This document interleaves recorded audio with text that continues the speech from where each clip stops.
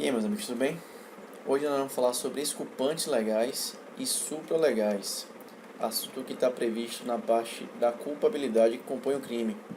Nessa primeira aula eu vou falar do conceito tripartido do delito e das causas legais. Na segunda aula eu aponto as causas supralegais de inexigibilidade de conta diversa. Então vamos ver aqui. Só mudar essa cor aqui. Nós sabemos que o crime aqui no seu sentido analítico, possui três elementos, que são fato típico, a antijuridicidade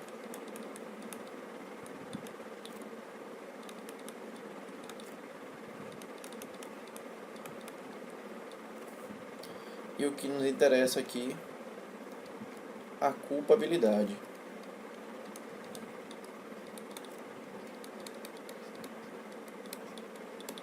A culpabilidade, por sua vez, possui três requisitos, que já são requisitos, hein?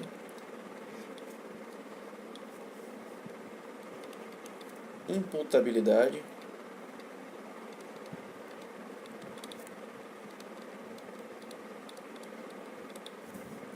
a consciência da antijuridicidade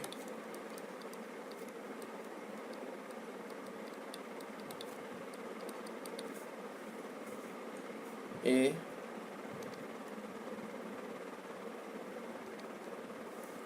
a exigibilidade de conduta diversa ou de comportamento diverso.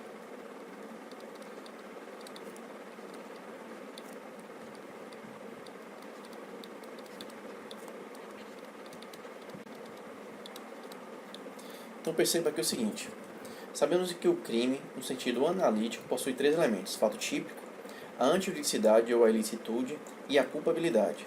Na ausência de qualquer um desses elementos, excluirá o crime, certo? A culpabilidade, por sua vez, possui três requisitos: a imputabilidade, a consciência da antijuridicidade e a exigibilidade de conduta diversa. Ou seja, é preciso que na conduta executada pelo agente ativo, é preciso que ele seja imputável, seja maior, capaz, maior de 18 anos. É preciso que ele tenha consciência da proibição, consciência da antijuridicidade e, principalmente, que seja possível para que ele seja culpado, que seja possível uma outra conduta diversa àquela na qual ele cometeu. Por exemplo, vamos ver aqui, o exemplo clássico trazido pela doutrina é o exemplo do gerente de banco. Vamos supor aqui que João é gerente de um banco e teve sua família sequestrada. E uma das exigências da organização criminosa que sequestrou a sua família é que ele subtraísse determinada quantia do banco. Então João foi lá e o fez, subtraiu determinada quantia para libertar sua família. Pergunta-se: o fato é típico? Sem dúvidas. A conduta dele está moldada, está tipificada no texto. É antijurídico? Sem dúvidas também, porque é contra a norma penal. A questão aqui é: será que ele é culpável? Ele é culpado por isso? Ele é imputável? Sim, é maior. Ele tem consciência da antijuridicidade, tem consciência da norma? Sem dúvidas. E a outra questão é: será que era exigível de João uma outra conduta diferente dessa? Você, na posição de João, faria de modo diferente? Evidentemente que não. Por isso que aqui, o que nós estamos falando, na verdade, não é da exigibilidade de uma conduta diversa, mas sim da inexigibilidade. E toda vez que estivermos diante da inexigibilidade,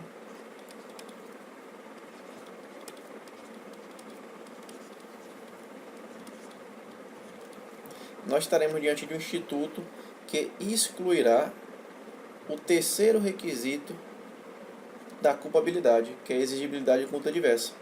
Ou seja, não era exigível do agente que cometeu o delito uma outra conduta diversa daquela a qual ele cometeu, correto?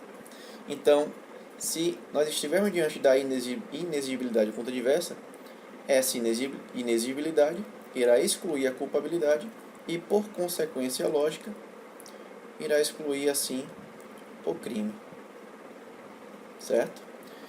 E há duas possíveis causas de inexigibilidade contra diversas. A causa legal, que é aquela prevista em lei, que nós vamos ver, e a causa supralegal, que é uma criação doutrinária e jurisprudencial. Veja só, esse exemplo que nós vimos de João, diante do banco, é o exemplo trazido no artigo 22 do Código Penal, e aqui já é uma causa legal, uma causa prevista em lei.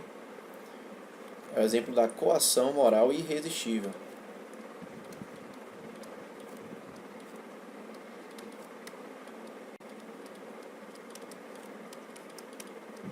Antes de aprofundar no assunto, vamos dar uma lida aqui no que diz o artigo 22 do Código Penal.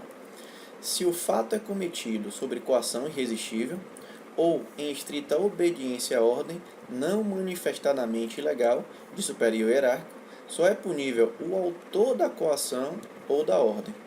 Então perceba que essa coação que estamos falando é a coação moral irresistível. Ela exclui a culpabilidade através da inexigibilidade de conta diversa. Se estivéssemos diante da coação física, não iria excluir a culpabilidade, iria excluir a tipicidade através da conduta. O fato seria então atípico. Por exemplo, ao invés de a organização criminosa exigir de João, através da coação moral, que ele subtraísse de determinada quantia do banco, vamos supor que essa mesma organização foi lá, pegou João e forçadamente utilizou a digital dele para adentrar no banco e subtrair determinada quantia. Nesse caso, estaríamos diante da coação física, excludente de tipicidade, trazendo assim uma conduta atípica. Nesse caso não, nesse caso aqui da coação moral irresistível, que é o caso do exemplo de João, que teve sua família sequestrada, esse caso aqui é um exemplo de excludente de culpabilidade através da inexigibilidade de conduta diversa. Uma outra causa legal prevista aqui no artigo 22, vocês devem ter reparado, é a obediência hierárquica.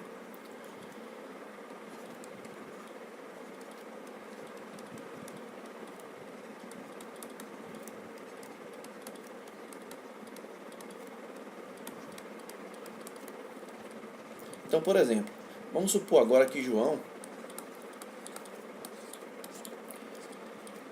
ele é capitão da Polícia Militar.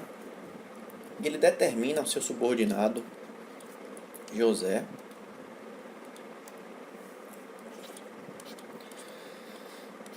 ele ordena a José que realize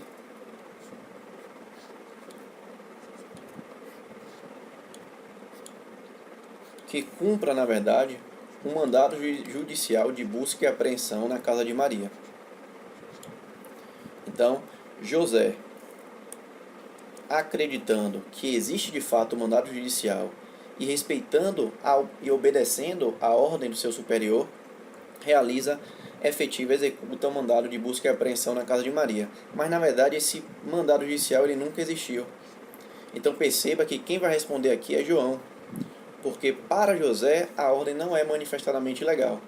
Então, se de acordo com o artigo 22, como causa legal de inexigibilidade de conduta diversa, quem responderá por essa conduta típica é João e não José, através da obediência hierárquica. Ok? Então, na próxima aula, dou continuidade, fecho com as causas supralegais e finalizo esse assunto. Até já.